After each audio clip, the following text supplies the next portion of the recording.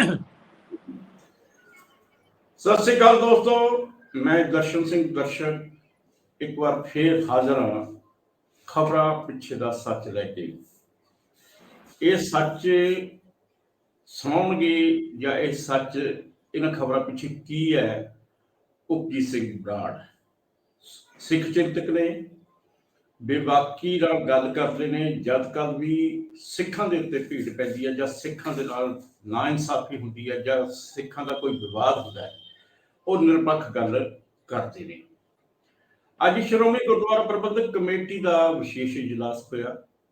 उस इजलास दे विच भगवंत मान सरकार ने विधान सभा दे विच जिहड़ा मता पास किया, उस मते अनुसार गुरुद्वारा एक्ट विच अमेंडमेंट की गई। उस अमेंडमेंट का मकसद ये सीगा कि दरबार साहब तो जो गुरबाणी का प्रसारण हुंदा है, वो किसी एक विशेष चैनल नूं ना दे के बाकी चैनलों नूं भी दिता जाना चाहिए है। ते उस जिहड़ा अमेंडमेंट की है, उस नूं अज श्रोमणी गुरुद्वारा प्रबंधक कमेटी ने अपने इजलास दौरान रद्द कर दिता ਅਤੇ ਇਹ ਕਿਹਾ कि यह सरकार ਦਾ सिख मसलिਆਂ ਦੇ ਵਿੱਚ दखल है। तो इस संबंध में कई इतिहासक हवाले भी दिते गए। तो इस दे नाल नाल ਇਹ ਗੱਲ भी कही गई कि असी श्री अकाल तख्त साहिब ਦੇ ਉੱਤੇ अरदास करके एक मोर्चा लगावांगे ते सरकार ਵੱਲੋਂ जो अमेंडमेंट की है वो रद्द करवावांगे। ये जो हुण टकराव चल पिया, हाल की घड़ी तो बयानबाजी ही चल रही है। तो आने वाले समय दे विच इस गल दे शंके है कि सरकार और श्रोमणी गुरुद्वारा प्रबंधक कमेटी विच टकराव भी वध सकता है। ये टकराव सिखां ते पंजाब दे भी नुकसानदेह साबित हो सकता है। तो इस सारे मसले के उत्ते आपां पिछोकड़ तो लैके हुण तक जो कुछ भी हुंदा है उस बारे गलबात करांगे बराड़ साहब नाल। बराड़ साहब, अज जो कुछ भी गुरुद्वारा प्रबंधक कमेटी के इजलास में होया, उस नूं तुसीं किस तरीके नाल लैंदे हो? देखो दर्शक जी, ये वैसे पहली बार नहीं होया, क्योंकि 1958 ते 59 ਦੇ ਵਿੱਚ भी पंजाब जिहड़ी सरकार सीगी, जिहदे च किहड़ी रली मिली सरकार सी, उस अकालियां दे मैंबर दूए पासे आ गए सीगे, कुछ कांग्रेस दे सीगे, सरकार बन गई सीगी। तां उन्हां ने भी सिख गुरुद्वारा प्रबंधक कमेटी विच दखलअंदाजी करन लई कानून लिआंदा सीगा, जिहदा नतीजा ये होया उस वक्त दे अकाली दल दे जिहड़े प्रधान सीगे मास्टर तारा सिंह जी, उन्हां ने बड़ा जोरदार विरोध किया ते उन्हां ने चंडीगढ़ दे विच बहुत भारी प्रोटेस्ट किया ते दिल्ली दे विच भी प्रोटेस्ट किया, जिहदे नतीजे वजों जिहड़ा पंडित नेहरू नूं उन्हां दे नाल समझौता करना पिया, जिहनूं नेहरू मास्टर तारा सिंह पैक्ट दे नाम नाल जाणिया जांदा। ते उहदे च इह कहा गया भी कोई भी सिख गुरुद्वारा प्रबंधक कमेटी दे विच कोई भी सोध वो श्रोमणी गुरुद्वारा प्रबंधक कमेटी की सलाह तो बगैर नहीं की जाएगी। तो वो जो आर्डीनेंस जो लगे थे करन वो वापस लेना पिया सीगा। ते उसते मतलब ये जो सिलसिला मतलब पुराने समय तो शुरू होया वा। समय समय ते जिहड़ियां सरकारां हैं वो 1947 तक भावें सिख कौम ने 85% कुर्बानियां दे के इस देश नूं आज़ाद करवाया। पहलां भी आपां गल करदे सीगे भी 121 चों जिहड़ियां 93 फांसियां सिखां दीयां होईयां, पर आज़ाद होने के बाद जो सिखां नाल करे वादे सीगे भी इन्हां नूं एक ऐसा खिता दिता जाऊगा जिहदे च आज़ादी का निग मान सकणगे, जिहड़ा कि नेहरू ते गांधी होणां ने किता सीगा वो शरेआम भुल गए। तो उन्होंने मास्टर तारा सिंह नूं ये भी कहता सीगा भी हुण हालात बदल गए, असीं इहदे बारे कोई गल नहीं कर सकते। उल्टा ये भी एक चिट्ठी कढ़दी सीगी जिहड़ी होम डिपार्टमेंट सीगा उस समय सरदार पटेल कोल भी सिख एक जराइम पेशा कौम आ, इन्हां ते निगाह रखनी चाहिदी आ। ते वो चिट्ठी IAS ऑफिसर ICS ऑफिसर सरदार कपूर सिंह ने आउट करती सीगी, जिहड़ा कि सिख कौम ते बहुत बदमान मन्निया जांदा है। ते वो बड़ा रौला पिया सीगा इस गल दा ते उन्हां नूं सस्पेंड होना पिया, बहुत कुछ होया। तो उही सिलसिले दे नतीजे वजों हमेशा जिहड़ियां कुछ सख्तियां जिन्हां दे नाल के गुरु नानक देव जी दे ਸਮੇਂ ਤੋਂ ਹੀ ਫਿਰ ਉਹਨਾਂ ਤਾਕਤਾਂ ਦੇ ਨਾਲ ਸਿੱਖਾਂ ਦੀ ਲੜਾਈ ਚੱਲ ਰਹੀ ਆ, ਸਮੇਂ-ਸਮੇਂ ਤੇ ਲਗਾਤਾਰ ਗੁਰੂਆਂ ਤੋਂ ਤੇ ਬਾਅਦ, ਤੇ ਉਹੀ ਸਿਲਸਿਲਾ ਅੱਜ ਵੀ ਜਾਰੀ ਆ। ਉਹਦੇ ਕਾਰਨ ਹੀ ਸਿੱਖ ਸ਼ਕਤੀਆਂ ਨੂੰ, ਸਿੱਖਾਂ ਜਿਹੜੀ ਵਿਰੋਧੀ ਸ਼ਕਤੀਆਂ ਸਿੱਖ ਸ਼ਕਤੀ ਨੂੰ ਖੰਡਾਉਣ ਦੇ ਲਈ ਪਹਿਲਾਂ ਦਿੱਲੀ ਗੁਰਦੁਆਰਾ ਪ੍ਰਬੰਧਕ ਕਮੇਟੀ ਹੋਂਦ ਦੇ ਵਿੱਚ ਲਿਆਂਦੀ ਗਈ। ਉਸ ਤੋਂ ਬਾਅਦ ਪਿਛਲੇ ਸਮਿਆਂ ਦੇ ਵਿੱਚ ਹੀ ਹਰਿਆਣਾ ਗੁਰਦੁਆਰਾ ਪ੍ਰਬੰਧਕ ਕਮੇਟੀ ਵੀ ਹੋਂਦ ਦੇ ਵਿੱਚ ਆਈ। ਤੇ ਹੁਣ ਜਿਹੜਾ ਨਿਸ਼ਾਨਾ ਹੈ ਸਿੱਧੇ ਤੌਰ ਤੇ ਕਹਿ ਲਓ, ਉਹ ਵੀ ਉਹਨਾਂ ਪਿੱਛੇ ਲੁਕੀਆਂ ਸ਼ਕਤੀਆਂ ਵੱਲੋਂ ਪੰਜਾਬ ਸਰਕਾਰਾਂ ਲਈ ਸਿੱਖ ਸੰਸਥਾਵਾਂ ਤੇ ਹਮਲਾ ਹੈ, ਵੀ ਸਿੱਖ ਸੰਸਥਾਵਾਂ ਨੂੰ ਕਿਸੇ ਤਰੀਕੇ ਨਾਲ ਕਮਜ਼ੋਰ ਕਰਕੇ ਜਿਹੜੀ ਸਿੱਖਾਂ ਦੀ ਜਿਹੜੀ ਇੱਕ ਥਾਂ ਤੇ ਇਕੱਠੀ ਸ਼ਕਤੀ ਹੁੰਦੀ ਆ ਉਹਨੂੰ ਖੰਡਾਇਆ ਜਾ ਸਕੇ, ਤੇ ਜਿਹੜੀ ਕੇਂਦਰ ਦੇ ਨਾਲ ਸਿੱਖਾਂ ਦਾ ਜਿਹੜਾ ਰੋਹ ਹਰ ਗੱਲ 'ਚ ਖੜਦਾ ਹੈ, ਹਰ ਜ਼ੁਲਮ ਦੇ ਖਿਲਾਫ ਆਵਾਜ਼ ਬੁਲੰਦ ਕਰਦੇ ਆ, ਇਹਨੂੰ ਠੱਲ ਪਾਈ ਜਾ ਸਕੇ। ਅਸਲੀ ਕਾਰਨ ਇਹਦੇ ਪਿੱਛੇ ਆ, ਇਹ ਵੀ ਉਹਦਾ ਹੀ ਇੱਕ ਨਤੀਜਾ ਹੈ ਜਿਹੜੀ ਇਹ ਗੱਲ ਅੱਜ ਵਾਲੀ। ਤੇ ਜਿਹੜੀ ਅੱਜ ਦੇ ਅਜਲਾਸ ਦੇ ਵਿੱਚ ਜਿਹੜੀ ਇਹ ਗੱਲ ਹੋਈ ਆ, ਜਿਹੜੀ ਕਿ ਇੱਕ ਚੈਨਲ ਨੂੰ ਲੈ ਕੇ ਸ਼ੁਰੂ ਹੋਈ ਆ, ਵੀ ਉਹ ਚੈਨਲ ਆ ਜਿਹੜਾ ਵੀ ਇਹ ਗੱਲ ਬੇਸ਼ੱਕ ਪਹਿਲੀ ਜਦੋਂ ਆਪਾਂ ਦੇਖਦੇ ਆ ਨਾ ਤਾਂ ਇਹ ਗੱਲ ਬੜੀ ਵਧੀਆ ਲੱਗਦੀ ਆ, ਕਿਉਂਕਿ ਪੰਜਾਬ ਦੇ ਵਿੱਚ ਜਿਹੜੀ ਸਿੱਖ ਕੌਮ ਆ, ਇੱਕ ਪਰਿਵਾਰ ਤੋਂ, ਅਕਾਲੀ ਦਲ ਤੇ ਕਬਜ਼ੇ ਤੋਂ ਤੇ ਉਸਦੀ ਸ਼੍ਰੋਮਣੀ ਕਮੇਟੀ ਦੇ ਵਿੱਚ ਤੇ ਲਗਾਤਾਰ ਤਖਤਾਂ ਦੇ ਵਿੱਚ ਜਿਹੜੀ ਦਖਲਅੰਦਾਜ਼ੀ ਸੀਗੀ ਉਹ ਤੋਂ ਬਹੁਤ ਦੁਖੀ ਆ।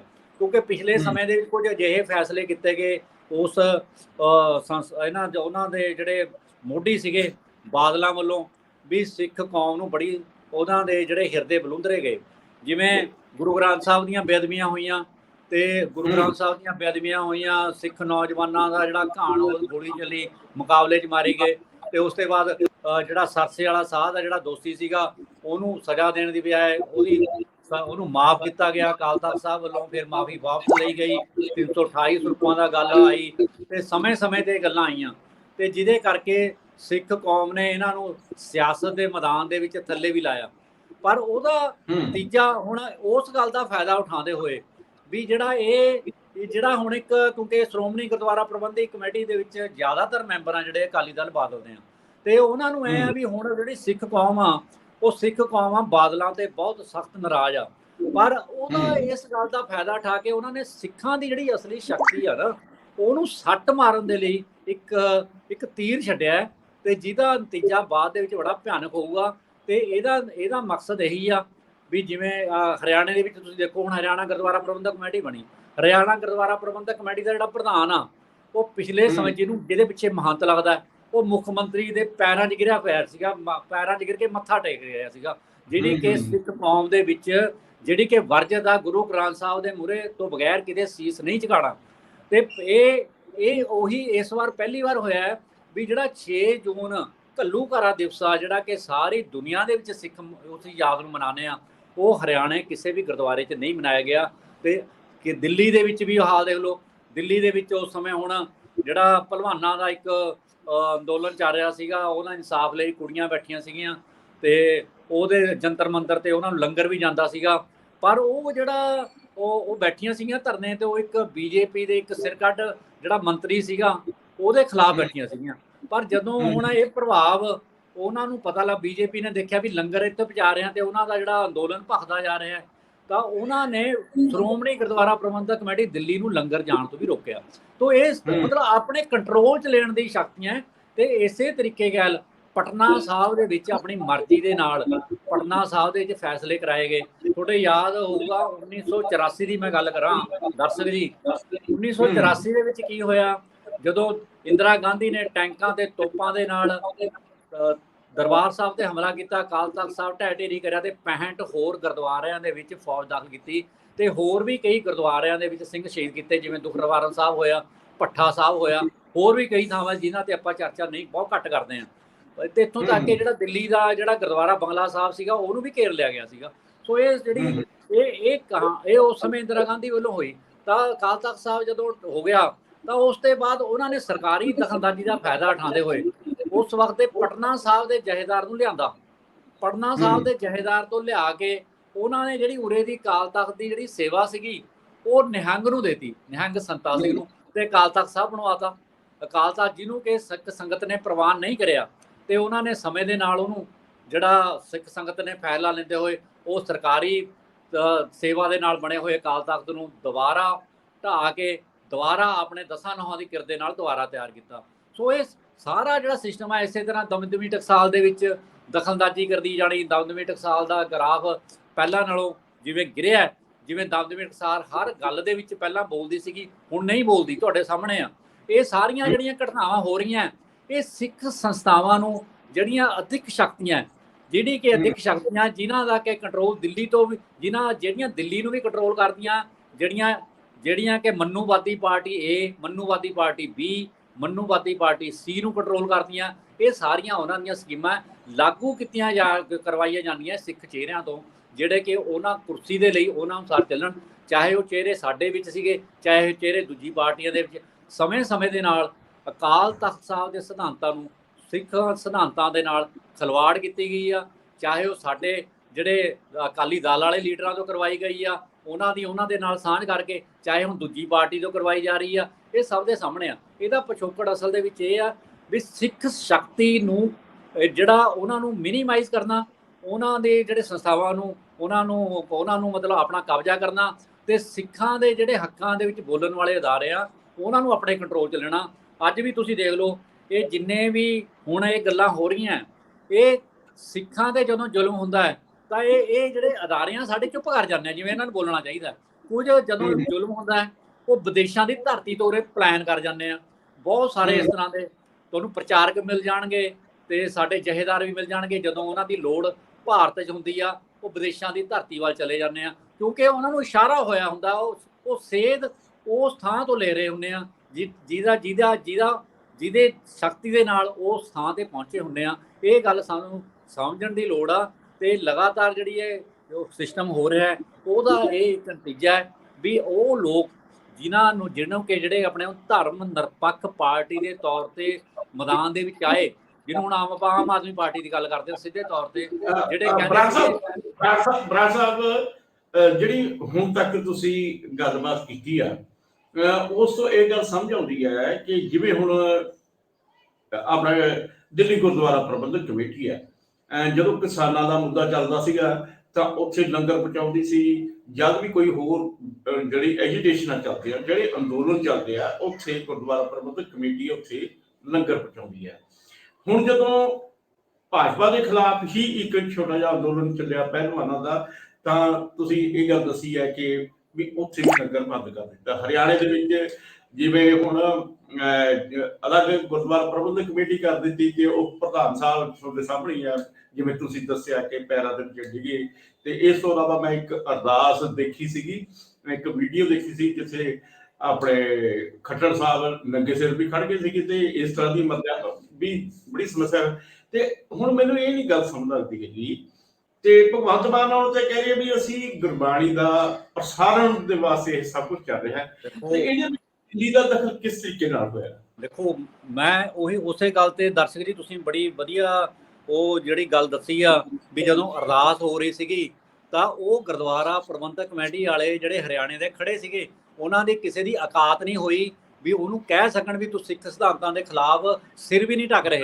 ਉਹ ਇਹਨਾਂ ਦੀ, ਕਿਉਂਕਿ ਇਹ ਮਤਲਬ ਲੋਕ ਉਹਨਾਂ ਦੇ ਬਣਾਏ ਹੋਏ ਆ, ਉਹਨਾਂ ਨੂੰ ਸਿੱਖ ਸਿਧਾਂਤਾਂ ਨਾਲ ਦੀ ਉਹਨਾਂ ਦੀ ਕੁਰਸੀ ਨਾਲ ਸਾਰੋਕਾਰ ਆ। ਅਸਲ 'ਚ ਸਿੱਖ ਹੈ ਹੀ ਨਹੀਂ ਉਹ, ਜਿਹੜੇ ਆਪਾਂ ਸਪਸ਼ਟ ਲੱਗ ਜਾਂਦੇ। ਹੁਣ ਜਿਹੜੀ ਗੱਲ ਅਸੀਂ ਕਹਿ ਰਹੇ ਹਾਂ ਭਗਵੰਤ ਮਾਨ ਜੀ ਕਿਉਂ ਕਰ ਰਹੇ ਆ, ਕੁਐਸਚਨ ਇਹ ਆ ਭਗਵੰਤ ਮਾਨ ਜੀ ਕਿਉਂ ਕਰ ਰਹੇ ਆ?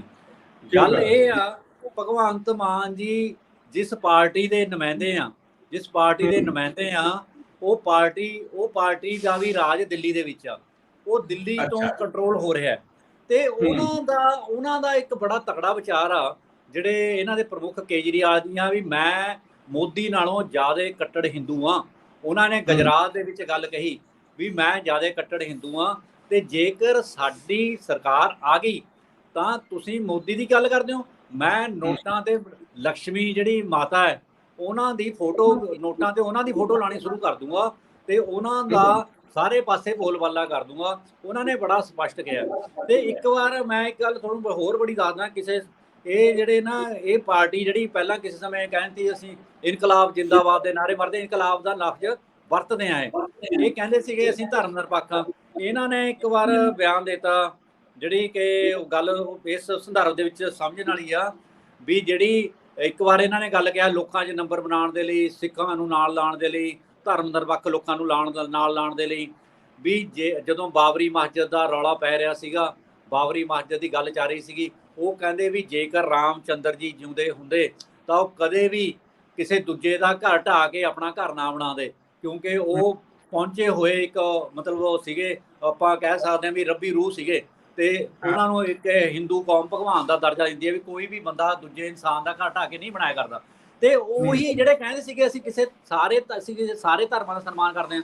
ਫਿਰ ਵੋਟਾਂ ਦਾ ਟਾਈਮ ਆਇਆ ਤਾਂ ਉਹਨਾਂ ਨੇ ਇਹ ਗੱਲ ਕਹੀ ਵੀ ਹਨੂਮਾਨ ਚਾਲੀਸਾ ਪੜ੍ਹ ਕੇ ਫੇਰ ਜਾਣਾ ਆਪਾਂ ਨੇ ਵੋਟਾਂ ਦੇ ਵਿੱਚ ਹਿੱਸਾ ਲੈਣ।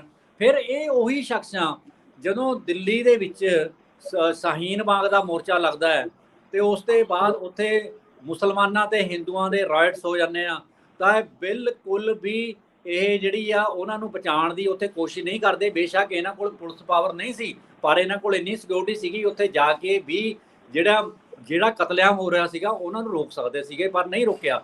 ਬਲਕਿ ਇੱਕ ਇਹਨਾਂ ਦਾ ਇੱਕ ਮੁਸਲਮਾਨ ਮੈਂਬਰ ਸੀਗਾ MC, ਉਹਨੇ ਇਸ ਗੱਲ ਦਾ ਪ੍ਰੋਟੈਸਟ ਕਰਿਆ ਸੀਗਾ ਤੇ ਉਹਨੇ ਕਰਿਆ ਸੀਗਾ ਵੀ ਇਦਾਂ ਬਲਕਿ ਉਹ 'ਤੇ ਪਰਚਾ ਦਰਜ ਹੋ ਗਿਆ। ਇਹਨਾਂ ਨੇ ਨਾਲ ਦੀ ਨਾਲ ਬਗੈਰ ਛਾਣ-ਬਾਣ ਕਰੇ ਬਗੈਰ ਉਹਨੂੰ ਪਾਰਟੀ ਦੇ ਵਿੱਚੋਂ ਕੱਢ ਦਿੱਤਾ ਸੀਗਾ। ਇਸੇ ਤਰ੍ਹਾਂ ਇੱਕ ਜਰਨੈਲ ਸਿੰਘ ਪੱਤਰਕਾਰ ਸੀਗਾ ਜਿਹਨੇ ਕਿ ਜਿਹੜਾ ਚਿਦੰਬਰਮ ਸੀਗਾ ਹੋਮ ਮਿਨਿਸਟਰ, ਕਿਉਂਕਿ ਉਹਦਾ ਪਰਿਵਾਰ ਵੀ ਦਿੱਲੀ 84 ਸਿੱਖ ਨਸਲਕੁਸ਼ੀ ਦਾ ਸ਼ਿਕਾਰ ਹੋਇਆ ਸੀਗਾ, ਤਾਂ ਉਸ ਜਰਨੈਲ ਸਿੰਘ ਨੇ ਉਹਦੇ ਜੁੱਤੀ ਮਾਰੀ ਸੀਗੀ ਭਗਾ ਕੇ ਪ੍ਰੈਸ ਕਾਨਫਰੰਸ ਦੇ ਵਿੱਚ। ਪੱਤਰਕਾਰ ਸੀਗਾ ਬਹੁਤ ਤਗੜਾ ਤੇ ਉਹਨੇ ਕਿਤਾਬ ਵੀ ਲਿਖੀ ਆ। ਤਾਂ ਉਹਦੀ ਮੈਂ ਗੱਲ ਕਰਦਾ, ਉਹਨੇ ਨਾ ਇੱਕ ਉਹਦੇ ਤੇ ਇਹਨਾਂ ਨੇ ਅਟੈਕ ਕਰਿਆ ਕਿਸੇ ਗੱਲ ਬਾਰੇ, ਸਿੱਖੀ ਬਾਰੇ ਕਿਸੇ ਬੰਦੇ ਨੇ, ਤਾਂ ਉਹਨੇ ਜਿਹੜੇ ਗਰੜ ਪੁਰਾਣ ਹਿੰਦੂ ਗ੍ਰੰਥਾਂ ਚੋਂ ਲੈ ਕੇ ਕੁਛ ਟਵੀਟ ਕਰਤਾ। ਉਹ ਟਵੀਟ ਦੇਖਦੇ ਸਾਰੇ ਇਹਨਾਂ ਨੇ ਉਹਨੂੰ ਪਾਰਟੀ ਚੋਂ ਕੱਢਤਾ ਸੀਗਾ। ਤੁਸੀਂ ਹਿਸਾਬ ਲਾ ਲਓ, ਜਿਹਨੇ ਬਾਦਲ ਦੇ ਖਿਲਾਫ ਵੀ ਇਲੈਕਸ਼ਨ ਲੜੀ, ਜਿਹਨੇ ਅਸਤੀਫਾ ਦਿਆ, ਯਾਰ ਮੁੜ ਕੇ ਇਹਨਾਂ ਨੇ ਕੋਈ ਵੀ ਸਿੱਖ ਚਿਹਰਾ ਦਿੱਲੀ ਦੇ ਵਿੱਚ ਨਹੀਂ ਲਿਆ। ਸੋ ਇਹ ਮੈਂ ਜਿਹੜੀ ਗੱਲ ਕਰ ਰਿਹਾ, ਔਰ ਉੱਥੇ ਇਹਨਾਂ ਦੀ ਜਿਸ ਡੇਰੇ ਦੇ ਨਾਲ, ਮੈਂ ਇੱਕ ਮੇਰੀ ਗੱਲ ਹੁਣ ਗੱਲ ਪੂਰੀ ਹੋ ਲੈਣ ਦਿਓ, ਇੱਕ ਡੇਰਾ ਹੈ ਉੱਥੇ ਜਿਹਦੇ ਨਾਲ ਕਿ 1978 ਦੇ ਵਿੱਚ ਜਿਹੜੀ ਕਿ ਬਹੁਤ ਜ਼ਿਆਦਾ ਜਿਹੜੀ ਇੱਥੇ 13 ਸਿੰਘ ਸ਼ਹੀਦ ਹੋਏ ਤੇ ਨਿਰੰਕਾਰੀ ਗੁਰਬਚਨ ਸਿੰਘ ਦਾ ਉਰੇ ਜਿੱਥੋਂ ਪੰਜਾਬ ਦਾ ਜਿਹੜਾ ਮਾਹੌਲ ਖਰਾਬ ਹੋਣ ਦਾ ਚੈਪਟਰ ਸ਼ੁਰੂ ਹੋਇਆ 13 ਅਪ੍ਰੈਲ 1978, ਉਸ ਡੇਰੇ ਦੇ ਨਾਲ ਇਹਨਾਂ ਦਾ ਬਹੁਤ ਜ਼ਿਆਦਾ ਲਗਾਓ ਰਿਹਾ, ਕਿਉਂਕਿ ਉਸ ਡੇਰੇ ਦਾ ਦਿੱਲੀ ਦੇ ਵਿੱਚ ਬਹੁਤ ਵੱਡਾ ਵੋਟ ਬੈਂਕ ਆ, ਇਹ 'ਚ ਕੋਈ ਸ਼ੱਕ ਨਹੀਂ। ਤੇ ਦੂਜੀ ਇਹਨਾਂ ਦਾ ਜਿਹੜਾ ਵਿਵੇਕਾਨੰਦ ਟਰਸਟ ਦੇ ਨਾਲ ਵੀ ਮੈਂਬਰ ਰਿਹਾ, ਉਹ ਹਿੱਸਾ ਰਿਹਾ। ਤੇ ਜਿਹੜੀਆਂ ਜਿਸ ਹਿਸਾਬ ਦੇ ਨਾਲ ਇਹਨਾਂ ਨੇ ਦੱਸਿਆ ਵੀ ਮੇਰਾ ਪਿਛੋਕੜ, ਮੈਂ ਕੱਟੜ ਜਨਸੰਘੀ ਆ, ਤੁਸੀਂ ਸਮਝ ਸਕਦੇ ਹੋ ਵੀ ਇਹ ਤੇ ਕਿਹੜੀ ਵਿਚਾਰਧਾਰਾ। ਪਰ ਤੁਸੀਂ ਇਹ ਨਾ ਸਮਝੋ ਵੀ ਇਹ ਪੰਥਕ ਸੋਚ ਆ, ਵੀ ਪੰਥਕ ਸੋਚ ਕੋ ਇਹਨਾਂ ਦੀ ਜਿਹੜੇ ਇੱਕ ਸੈਕੂਲਰ ਸਰਕਾਰ ਨੂੰ, ਜਿਹੜੀ ਕਿ ਸੰਵਿਧਾਨ ਦੇ ਵਿੱਚ ਇਹ ਹੈ ਵੀ ਟੋਟਲ ਸੈਕੂਲਰ ਹੋਣਾ ਚਾਹੀਦਾ, ਕਿਸੇ ਵੀ ਧਰਮ ਦਾ ਉਹਨੂੰ ਫੇਵਰ ਨਹੀਂ ਕਰਨੀ ਚਾਹੀਦੀ। ਤਾਂ ਇਹਨਾਂ ਨੂੰ ਸਿੱਖਾਂ ਤੋਂ ਪੁੱਛੇ ਬਗੈਰ ਉਹਨਾਂ ਦੇ ਅਦਾਰਿਆਂ ਦੇ ਖਿਲਾਫ ਕਾਨੂੰਨ ਲਿਆਉਣ ਦਾ ਕੀ ਅਧਿਕਾਰ ਆ, ਜਦੋਂ ਕਿ ਸਿੱਖਾਂ ਦੀ ਇੱਕ ਬੋਡੀ ਬਣੀ ਵੀ ਆ। ਤਾਂ ਇਹਨਾਂ ਨੇ ਕਿਸੇ ਹੋਰ ਦਾ ਨਹੀਂ ਲਿਆਇਆ, ਕਿਸੇ ਹੋਰ ਧਰਮ ਦਾ ਨਹੀਂ ਲਿਆਇਆ, ਇਹਨਾਂ ਨੇ ਸਿੱਖਾਂ ਦੇ ਖਿਲਾਫ ਕਿਉਂ ਲਿਆਂਦਾ? ਜਦੋਂ ਕਿ ਪਿੱਛੇ ਜਿਹੀ ਇੱਕ ਚੈਪਟਰ ਹੋਇਆ, ਇੱਕ ਅੰਮ੍ਰਿਤ ਛਕਾਉਣ ਵਾਲੀ ਮੁਹਿੰਮ ਚੱਲ ਰਹੀ ਸੀਗੀ ਅੰਮ੍ਰਿਤਪਾਲ ਸਿੰਘ ਖਾਲਸਾ ਵੱਲੋਂ, ਕਾਫੀ ਜ਼ੋਰਦਾਰ ਮੁੰਡੇ ਲਗਾਤਾਰ ਅੰਮ੍ਰਿਤ ਛਕ ਕੇ ਧੜ ਉਹਦੀ ਵਹੀਰ ਸ਼ਾਮਲ ਹੋ ਰਹੇ ਤੇ। ਤਾਂ ਜਿਸ ਤਰੀਕੇ ਨਾਲ ਆਪਰੇਸ਼ਨ ਹੋਇਆ ਉਹ ਤੁਹਾਨੂੰ ਪਤਾ ਦਿੱਲੀ ਤੇ ਪੰਜਾਬ ਸਰਕਾਰ ਦੀ ਮੇਲਜੋਲ ਦੇ ਨਾਲ ਹੋਇਆ। ਤੇ ਜਿਵੇਂ NSA ਲੱਗੀ, ਸਾਰਾ ਕੁਝ ਲੱਗਿਆ, ਡਿਬਰੂਗੜ੍ਹ ਭੇਜੇ ਗਏ, ਬਰਸੀਨ ਵੱਢਦੇ ਕਰੇ, ਉਹ ਵੀ ਤੁਹਾਡੇ ਸਾਹਮਣੇ ਆ। ਤੇ ਸਾਨੂੰ ਇਹ ਵੀ ਪਤਾ ਹੈ ਵੀ ਇਹ ਹੁਣ ਮੈਂ ਨਾਂ ਨਹੀਂ ਲੈਣਾ ਚਾਹੁੰਦਾ ਵੀ ਗੁਰੂ ਗ੍ਰੰਥ ਸਾਹਿਬ ਦੀ ਹਜ਼ੂਰੀ ਦੇ ਵਿੱਚ ਵੀ ਕਈ ਬੰਦੇ ਸ਼ਰਾਬ ਪੀ ਕੇ ਜਾਂਦੇ ਰਹੇ ਆ ਤੇ ਉਹਨਾਂ ਦਾ ਬੜਾ ਵਿਰੋਧ ਹੋਇਆ ਤੇ ਉਹ ਉੱਥੇ ਕੁਝ ਲੋਕਾਂ ਨੇ ਬਚਾਇਆ ਵੀ, ਇਸ ਤਰ੍ਹਾਂ ਦੀ ਕਈ ਗੱਲਾਂ।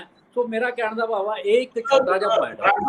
ਬਰਾੜ ਸਾਹਿਬ, ਜੇ ਆਪਾਂ ਜਿਸ ਤਰੀਕੇ ਨਾਲ ਤੁਸੀਂ ਇਹ ਵਿਆਖਿਆ ਕੀਤੀ ਆ, ਸਾਰੀ ਗੱਲਬਾਤ ਦੱਸੀ ਹੈ, ਉਸ ਦਾ ਜਿਵੇਂ ਆਪਾਂ ਕਹਿੰਦੇ ਆ ਵੀ ਮਤਲਬ ਉਹਨਾਂ ਗੱਲਾਂ ਦਾ ਇਹੀ ਪ੍ਰਭਾਵ ਮਿਲਦਾ ਹੈ ਕਿ ਭਾਰਤੀ ਜਨਤਾ ਪਾਰਟੀ ਵੀ ਹਿੰਦੂਵਾਦੀ ਪਾਰਟੀ ਹੈ ਤੇ ਕਿਤੇ ਆਮ ਆਦਮੀ ਪਾਰਟੀ ਦੇ ਉੱਤੇ ਵੀ ਇਸ ਤਰ੍ਹਾਂ ਦਾ ਦੋਸ਼ ਲੱਗਦਾ ਜਾਂ ਆਪਾਂ ਇਹ ਪ੍ਰਭਾਵ ਮਿਲਦਾ ਕਿ ਉਹ ਵੀ ਹਿੰਦੂਵਾਦੀ ਪਾਰਟੀ ਹੈ। ਉਹਦੇ ਵਿੱਚ ਕੁਝ ਉਦਾਹਰਨਾਂ ਵੀ ਹੈਗੀਆਂ ਨੇ। ਧਾਰਾ 370 ਜਦੋਂ ਖਤਮ ਕੀਤੀ ਗਈ ਤਾਂ ਆਮ ਆਦਮੀ ਪਾਰਟੀ ਕਿਤੇ ਨਹੀਂ ਹੋਈ। ਇਸੇ ਤਰੀਕੇ ਦੇ ਨਾਲ ਮੁਸਲਮਾਨਾਂ ਦੇ ਖਿਲਾਫ ਜਿਹੜੇ ਕਈ ਬਿੱਲ ਪਾਸ ਹੋਏ ਜਾਂ ਮਤਲਬ ਕਾਨੂੰਨ ਪਾਸ ਹੋਏ ਤਾਂ ਆਮ ਆਦਮੀ ਪਾਰਟੀ ਉੱਥੇ ਕਿਤੇ ਨਹੀਂ ਬੋਲੀ ਗਈ। ਤੇ ਇਹਦਾ ਮਤਲਬ ਇਹੀ ਹੈ ਕਿ ਘੱਟ ਗਿਣਤੀਆਂ ਦੇ ਖਿਲਾਫ ਵੀ ਜਿਹੜਾ ਹੈਗਾ ਇੱਕ ਜਿਹੜਾ ਪੰਜਾਬ ਹੈ, ਇੱਕ ਉਹਦੀ ਮਜਬੂਰੀ ਹੈ, ਕਿਉਂਕਿ ਇੱਕੋ ਇੱਕ ਰਾਜ ਹੈ ਜਿੱਥੇ ਉਹ ਪੂਰੀ ਤਰੀਕੇ ਦੇ ਨਾਲ ਆਮ ਆਦਮੀ ਪਾਰਟੀ ਸਥਾਪਿਤ ਹੋਈ ਹੈ। ਪਰ ਇਹ ਹੈ ਕਿ ਪਿਛਲੀ ਸੋਚ ਜਿਹੜੀ ਹੈਗੀ ਆ ਉਹ ਘੱਟ ਗਿਣਤੀਆਂ ਨੂੰ ਦਬਾਉਣ ਦੀ ਹੈ, ਤੇ ਇਸ ਸਾਜ਼ਿਸ਼ ਨੂੰ ਸਮਝਣਾ ਚਾਹੀਦਾ ਹੈ। ਤੇ ਇਹ ਵੀ ਹੋ ਸਕਦਾ ਹੈ ਕਿ ਜਿਹੜੀ ਇਹ ਸਰਕਾਰ ਹੈ ਉੱਥੇ ਦਿੱਲੀ ਵਾਲਿਆਂ ਦੇ ਕਾਰਨ ਜਿਹੜੀ ਯੂਜ਼ ਹੋ ਰਹੀ ਹੋਵੇ। ਹਾਂਜੀ ਬਰਾੜ ਸਾਹਿਬ, ਮੈਂ ਇੱਕ ਗੱਲ ਹੋਰ ਬੜੀ ਕਲੀਅਰ ਕਰਨੀ ਚਾਹੁੰਦਾ ਵੀ ਜਿਹੜੇ ਸਾਡੇ ਆਪਣੇ ਵੀ ਸੀਗੇ ਇਹ ਅਕਾਲੀ ਦਲ ਬਾਦਲ ਵਾਲੇ, ਜਿਹਦੇ ਕਰਕੇ ਲੋਕ ਇਹਨਾਂ ਤੋਂ ਦੂਰ ਹੋ ਗਏ, ਇਹ ਵੀ ਸਿੱਖ ਸਿਧਾਂਤਾਂ ਤੋਂ ਕੋਰੇ ਹੋ ਗਏ ਸੀਗੇ। ਕਿੱਥੇ ਤੁਸੀਂ ਧਾਰਾ 370 ਦੀ ਗੱਲ ਕਰੀ ਆ, ਇਹਨਾਂ ਨੇ ਵੀ ਵਿਰੋਧਤਾ ਕਰੀ ਆ, ਕਿਉਂਕਿ ਇਹ ਵੀ ਉਸ ਪਾਰਟੀ ਦੇ ਮਨੂਵਾਦੀ ਪਾਰਟੀ ਦੇ ਧੱਕੇ ਚੜੇ ਹੋਏ ਸੀਗੇ। ਲਗਾਤਾਰ 1994 95 96 ਤੋਂ ਲਗਾਤਾਰ ਧੱਕੇ ਚੜੇ ਹੋਏ। ਜੇ ਮੈਂ ਸਿੱਧਾ ਕਹਾਂ ਵੀ ਐਮਰਜੈਂਸੀ ਦੇ ਅੰਦੋਲਨ ਦੇ ਸਮੇਂ ਵੀ ਤੋਂ ਹੀ ਧੱਕੇ ਚੜੇ ਹੋਏ ਆਏ, ਕਿਉਂਕਿ ਉਹਦੇ ਕਰਕੇ ਐਮਰਜੈਂਸੀ ਜਿਹੜਾ ਅੰਦੋਲਨ ਬੜਾ ਰੌਲਾ ਪੈ ਰਿਹਾ ਐਮਰਜੈਂਸੀ ਦਾ। ਐਮਰਜੈਂਸੀ ਦੇ ਵਿੱਚ ਕਿਸੇ ਸਮੇਂ ਇੰਦਰਾ ਗਾਂਧੀ ਨੇ ਇਹਨਾਂ ਨੂੰ ਅਕਾਲੀ ਦਲ ਦੇ ਲੀਡਰਾਂ ਨੂੰ ਆਫਰ ਕਰੀ ਸੀਗੀ ਵੀ ਤੁਸੀਂ ਜਿਹੜੀਆਂ ਆਪੋਜੀਸ਼ਨ ਪਾਰਟੀਆਂ ਦੀ ਸਪੋਰਟ ਨਾ ਕਰੋ, ਪੰਜਾਬ ਲਈ ਜੋ ਚਾਹੀਦਾ ਲੈ ਲਓ। ਤੇ ਇਹ ਗੱਲਾਂ ਵੀ ਬੜਾ ਰੌਲਾ ਪਿਆ ਵੀ ਤੁਸੀਂ ਜੋ ਚਾਹੀਦਾ ਲੈ ਲਓ, ਤੁਸੀਂ ਸਰਕਾਰ ਵੀ ਬਣਾਓ, ਪਰ ਤੁਸੀਂ ਮੇਰੇ ਨਾਲ ਲੱਗੋ। ਚਲੋ ਗੱਲ ਵੱਖਰੀ ਹੋ ਗਈ, ਉਹਨਾਂ ਨੇ ਉਹ ਨਹੀਂ ਕਰੀ, ਜਿਹਦਾ ਨਤੀਜਾ ਵੀ ਹੋਇਆ। ਇੱਕ ਮਿੰਟ ਧਾਰਾ 370 ਦੀ ਇਹਨਾਂ ਨੇ ਵੀ ਵਿਰੋਧਤਾ ਕਰੀ। ਮੈਂ ਇਹ ਗੱਲ ਕਹਿਣੀ ਚਾਹਨਾ ਵੀ ਮਨੂਵਾਦੀ ਪਾਰਟੀਆਂ ਤਾਂ ਹੈ ਹੀ, ਪਰ ਸਾਡੇ ਜਿਹੜੇ ਲੀਡਰ ਸੀਗੇ ਉਹ ਵੀ ਮਨੂਵਾਦੀ ਪਾਰਟੀਆਂ ਦੇ ਧੱਕੇ ਚੜ ਕੇ ਅੱਜ ਤੱਕ ਦਾ ਇਹ ਕਾਣ ਹੋਇਆ। ਪਰ ਜਿਹੜਾ ਇੱਕ ਸੁਹਿਰਦ ਸਿੱਖਾ, ਇੱਕ ਜਿਹੜਾ ਥੋੜਾ ਜਿਹਾ ਲੰਬਾ ਸੋਚਦਾ ਹੈ, ਉਹ ਸਮਝ ਰਿਹਾ ਹੈ ਵੀ ਇਹ ਇਸ ਚੱਕਰ ਦੇ ਵਿੱਚ ਵੀ ਇੱਕ ਪਾਰਟੀ ਜਿਹਦਾ ਕਿ ਕਬਜ਼ਾ ਇਹਨੂੰ ਲੋਕਾਂ ਤੋਂ ਥੋੜੀ ਦੂਰ ਹਟੀ ਵੀ ਹੈ ਸਿੱਖਾਂ ਤੋਂ। ਇਸ ਗੱਲ ਦਾ ਫਾਇਦਾ ਉਠਾਉਂਦੇ ਹੋਏ ਸਿੱਖਾਂ ਦੇ ਇਸ ਅਦਾਰੇ ਦੇ ਵਿੱਚ ਦਖਲਅੰਦਾਜ਼ੀ ਤੇਜ਼ ਕੀਤੀ ਜਾਵੇ, ਤੇ ਸਿੱਖਾਂ ਨੂੰ ਇਸ ਗੱਲ ਤੋਂ ਸਾਵਧਾਨ ਹੋਣ ਦੀ ਲੋੜ ਆ, ਕਿਉਂਕਿ ਇਹ ਖਾਲੀ ਹੁਣ ਬਾਦਲ ਦਲ ਦਾ ਸਵਾਲ ਨਹੀਂ, ਇਹ ਗੱਲ ਸਿੱਖ ਕੌਮ ਦਾ ਸਵਾਲ ਆ, ਸਿੱਖਾਂ ਦੇ ਅਦਾਰਿਆਂ ਦਾ ਸਵਾਲ ਆ। ਤੇ ਜੇਕਰ ਸਰਕਾਰਾਂ ਸੁਹਿਰਦ ਹੁੰਦੀਆਂ ਇਹਨਾਂ ਨੂੰ ਜਿਹੜੀ ਬਾਦਲ ਵਾਲੀ ਗੱਲ ਆ, ਤਾਂ ਇਹ ਇਲੈਕਸ਼ਨ ਕਰਾਉਣ ਦੀਆਂ ਟਾਈਮ ਤੋਂ 12 ਸਾਲ ਤੋਂ ਇਲੈਕਸ਼ਨਾਂ ਨਹੀਂ ਹੋਈਆਂ। ਜਦੋਂ ਕਿ ਜਿਹੜੀ ਸਾਡੀ ਇਹ SGPC ਆ, ਇਹਨੂੰ ਆਜ਼ਾਦ ਹੋਣ ਤੋਂ ਬਾਅਦ ਇਹ 1947 ਤੋਂ ਪਹਿਲਾਂ ਦੀ ਬਣੀ ਵੀ ਹੈ, 1925 ਤੋਂ ਸਾਡੀ ਪਾਰਲੀਮੈਂਟ, ਪਰ ਇਹਦੀ ਇਲੈਕਸ਼ਨ 1947 ਤੋਂ ਬਾਅਦ 8 ਵਾਰ ਹੋਈ ਆ, ਤੇ ਜਿਹੜੀ ਹੈਗੀ ਲੋਕ ਸਭਾ ਉਹਦੀ 18 ਵਾਰ ਹੋਈ ਆ, ਤੇ 12 ਸਾਲ ਤੋਂ ਇਲੈਕਸ਼ਨ ਨਹੀਂ ਹੋਈ। ਇਹਨਾਂ ਨੂੰ ਚਾਹੀਦਾ ਸੀਗਾ ਵੀ ਸਿੱਧੀ ਦਖਲਅੰਦਾਜ਼ੀ ਦੀ ਬਜਾਏ ਸ਼੍ਰੋਮਣੀ ਕਮੇਟੀ ਦੀ ਇਲੈਕਸ਼ਨਾਂ ਕਰਵਾਉਂਦੇ। ਸ਼੍ਰੋਮਣੀ ਕਮੇਟੀ ਦੀ ਇਲੈਕਸ਼ਨਾਂ ਹੋ ਕੇ ਜਿਹੜੀ ਪਾਰਟੀ ਆਂਦੀ ਤਾਂ ਉਹਨਾਂ ਨੇ ਆਪਣੇ ਆਪ ਜਿਹੜਾ ਕੋਈ ਮੰਗ ਕਰਨੀ ਸੀਗੀ ਵੀ ਚੈਨਲ ਆ ਜਿਹੜਾ ਇਹਨਾਂ ਦਾ ਚਲਾ ਜਾਣਾ ਸੀਗਾ, ਤੇ ਦੂਏ ਚੈਨਲ ਸ਼੍ਰੋਮਣੀ ਕਮੇਟੀ ਨੇ ਸ਼ੁਰੂ ਕਰ ਦੇਣੇ ਸੀ, ਸਾਰੇ ਮਸਲੇ ਹੱਲ ਹੋ ਜਾਣੇ ਸੀ, ਦਖਲਅੰਦਾਜ਼ੀ ਦੀ ਲੋੜ ਨਹੀਂ ਸੀਗੀ। ਤੇ ਉਹ ਇਹ ਚੱਕਰ ਆ, ਦਖਲਅੰਦਾਜ਼ੀ ਸਿੱਖਾਂ ਦੇ ਵਿੱਚ ਹੋ ਰਹੀ ਆ, ਸਿੱਖਾਂ ਨੂੰ ਖੇਰੂ ਕਰਨ ਦੀਆਂ ਸ਼ਕਤੀਆਂ ਇਹ ਕਰਨ ਦੀ ਇਹ ਜਿਹੜੀ ਇਹਨਾਂ ਦੀ ਪ੍ਰਪੋਜ਼ਲ ਆ, ਏਜੰਡਾ, ਇਹ ਤੋਂ ਸਾਵਧਾਨ ਰਹਿਣ ਦੀ ਲੋੜ ਆ। ਮੈਂ ਤਾਂ ਇਹੀ ਗੱਲ ਕਹਿ ਰਿਹਾ ਹਾਂ। ਬਰਾੜ ਸਾਹਿਬ ਨੇ ਇਹ ਗੱਲ ਕਹੀ ਹੈ ਕਿ ਸਿੱਖਾਂ ਨੂੰ ਸਾਵਧਾਨ ਹੋਣ ਦੀ ਲੋੜ ਹੈ। ਇਹ ਮਸਲਾ ਬਾਦਲਾਂ ਦਾ ਨਹੀਂ ਹੈ, ਇਹ ਸਿੱਖਾਂ ਦਾ ਹੈ, ਸਿੱਖਾਂ ਦੀਆਂ ਸੰਸਥਾਵਾਂ ਦਾ ਹੈ। ਇਹ ਅੱਜ ਦਾ ਜਿਹੜਾ ਸਰਕਾਰ ਦਾ ਦਖਲ ਹੈ, ਇਸ ਦੇ ਨਾਲ ਇੱਕ ਪਿੱਤ ਨਾ ਪੈ ਜਾਵੇ। ਉਹ ਜਿਵੇਂ ਕਹਿੰਦੇ ਹੁੰਦੇ ਵੀ ਗੱਲ ਸਹੇ ਦੀ ਨਹੀਂ ਹੈ, ਗੱਲ ਪਹੇ ਦੀ ਹੈ, ਕਿ ਅੱਜ ਇਹ ਅਮੈਂਡਮੈਂਟ ਹੋਈ ਆ, ਕੱਲ ਨੂੰ ਕੋਈ ਹੋਰ ਤਰੀਕੇ ਦਾ ਦਖਲ ਹੋ ਜਾਊਗਾ। ਇੱਕ ਗੱਲ ਮੈਂ ਐਡ ਕਰਨੀ ਚਾਹੁੰਦਾ ਹਾਂ ਦਰਸ਼ਕ ਜੀ, ਇਹਨਾਂ ਦਾ ਨਿਸ਼ਾਨਾ ਇਹ ਆ ਵੀ ਸਿੱਖ ਸੰਸਥਾਵਾਂ ਨੂੰ ਖਤਮ ਕਰਕੇ, ਜਿਵੇਂ ਹਿੰਦੂਆਂ ਦੇ ਟਰਸਟ ਬਣੇ ਹੋਏ ਆ ਵੱਡੇ ਵੱਡੇ ਮੰਦਿਰਾਂ ਦੇ, ਇਹਨਾਂ ਨੂੰ ਟਰਸਟਾਂ 'ਚ ਤਬਦੀਲ ਕਰਕੇ ਇਹਨਾਂ ਦਾ ਜਿਹੜਾ ਕੰਟਰੋਲ ਆ ਡਾਇਰੈਕਟ ਆਪਣੇ ਹੱਥਾਂ 'ਚ ਲੈ ਲਿਆ ਜਾਵੇ, ਤਾਂ ਜੋ ਸਿੱਖ ਕਦੇ ਵੀ ਦੁਬਾਰਾ ਇੱਕ ਥਾਂ ਤੇ ਇਕੱਠੇ ਨਾ ਹੋ ਸਕਣ। ਤੇ ਇਸ ਗੱਲ ਤੋਂ ਸਾਰੀ ਸਿੱਖ ਕੌਮ ਨੂੰ ਸੁਚੇਤ ਰਹਿਣ ਦੀ ਲੋੜ ਆ। ਉਹ ਦਿੱਲੀ ਵੀ ਉਹਨਾਂ ਨੇ ਕਮੇਟੀ ਵੱਖਰੀ ਬਣਾ ਲਈ, ਹਰਿਆਣੇ 'ਚ ਵੀ ਬਣਾ ਲਈ, ਪਰ ਹੁਣ SGPC ਦੇ ਜਿਹੜੇ ਅਦਾਰੇ ਆ ਇਹਨਾਂ ਨੂੰ ਬਚਾਉਣ ਦੀ ਲੋੜ ਆ, ਦੰਦਵੀਂ ਟਕਸਾਲ ਨੂੰ ਬਚਾਉਣ ਦੀ ਲੋੜ ਆ, ਅਕਾਲ ਤਖਤ ਸਾਹਿਬ ਦੀ ਮਹੱਤਤਾ ਨੂੰ ਕਾਇਮ ਰੱਖਣ ਦੀ ਲੋੜ ਆ, ਤੇ ਅਕਾਲ ਤਖਤ ਸਾਹਿਬ ਤੇ ਵੀ ਜਿਹੜੇ ਬੈਠੇ ਲੋਕ ਆ ਜਾਂ SGPC 'ਚ ਬੈਠੇ ਆ, ਉਹਨਾਂ ਨੂੰ ਸਿੱਖ ਸਿਧਾਂਤਾਂ ਵੱਲ ਮੁੜਨ ਦੀ ਲੋੜ ਆ। ਉਹ ਇੱਕ ਪਰਿਵਾਰ, ਇੱਕ ਪਾਰਟੀ ਦੇ ਬਣ ਕੇ ਨਾ ਰਹਿਣ, ਸਿੱਖ ਸਿਧਾਂਤਾਂ ਵੱਲ ਸੇਧਿਤ ਹੋਣ ਤੇ ਸਿੱਖਾਂ ਨੂੰ ਸਹੀ ਸੇਧ ਦੇਣ, ਤਾਂ ਜੋ ਸਿੱਖਾਂ ਦੇ ਵਿੱਚ ਜਿਹੜਾ ਉਹਨਾਂ ਦਾ ਖੋਇਆ ਹੋਇਆ ਜਿਹੜਾ ਉਹਨਾਂ ਦੀ ਰੈਪੂਟੇਸ਼ਨ ਆ ਉਹ ਠੀਕ ਹੋ ਸਕੇ। ਬਰਾੜ ਸਾਹਿਬ ਠੀਕ ਹੈ ਜੀ, ਇਹ ਜਿਹੜਾ ਹੁਣ ਬਰਾੜ ਸਾਹਿਬ ਨੇ ਗੱਲ ਕੀਤੀ ਆ, ਪਰ ਸਾਡੀ ਸਾਰਿਆਂ ਦੀ ਗੱਲਬਾਤ ਚੱਲੀ ਹੈ, ਤੇ ਉਹਦੇ ਵਿੱਚ ਇਹੀ ਆਪਾਂ ਨਿਚੋੜ ਕਰ ਸਕਦੇ ਹਾਂ ਕਿ ਸਿੱਖਾਂ ਨੂੰ ਸਾਵਧਾਨ ਹੋਣ ਦੀ ਲੋੜ ਹੈ।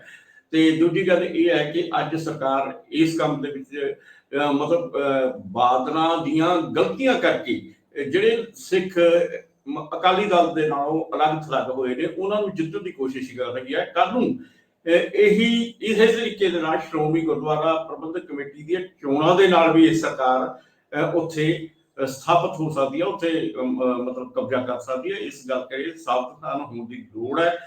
ਤੇ ਇਸ ਅੱਜ ਜੋ ਕੁਛ ਅਸੀਂ ਗੱਲਬਾਤ ਕੀਤੀ ਹੈ, ਇਹ ਸੰਪੂਰਨ ਤਾਂ ਨਹੀਂ ਹੋ ਸਕਦੀ, ਪਰ ਕਾਫੀ ਅਸੀਂ ਨੇੜੇ ਜਾਣ ਦੀ ਕੋਸ਼ਿਸ਼ ਕੀਤੀ ਹੈ। ਕੱਲ ਨੂੰ ਕਿਸੇ ਹੋਰ ਨਵੀਂ ਖਬਰ, ਨਵੀਂ ਘਟਨਾ ਲੈ ਕੇ ਸਾਹਮਣੇ ਆਵਾਂਗੇ, ਉਸ ਦਾ ਪਿੱਛੇ ਜੋ ਸੱਚ ਹੈ ਉਸ ਨੂੰ ਲਿਆਉਣ ਦੀ ਕੋਸ਼ਿਸ਼ ਕਰਾਂਗੇ। ਬਰਾੜ ਸਾਹਿਬ, ਤੁਹਾਡਾ ਧੰਨਵਾਦ ਤੇ ਸਾਡੇ ਦਰਸ਼ਕਾਂ ਦਾ ਵੀ ਧੰਨਵਾਦ। ਤੇ ਨਾਲ ਨਾਲ ਅਸੀਂ ਆਪਣੇ ਦਰਸ਼ਕਾਂ ਨੂੰ ਅਪੀਲ ਕਰਦੇ ਹਾਂ ਕਿ ਉਹ ਲਾਈਕ ਵੀ ਕਰਿਆ ਕਰਨ ਤੇ ਸਬਸਕ੍ਰਾਈਬ ਵੀ ਕਰਨ, ਤਾਂ ਜੋ ਅਸੀਂ ਆਉਣ ਵਾਲੇ ਸਮੇਂ ਦੇ ਵਿੱਚ ਤੁਹਾਨੂੰ ਇਹ ਜਿਹੜਾ ਨੋਟੀਫਿਕੇਸ਼ਨ ਪਹੁੰਚਦੀ ਰਹੇ ਤੇ ਨਵੀਂ ਤੋਂ ਨਵੀਂ ਖਬਰ ਤੁਹਾਡੇ ਸਾਹਮਣੇ ਲਿਆ ਸਕੀਏ। ਸਤਿ ਸ੍ਰੀ ਅਕਾਲ।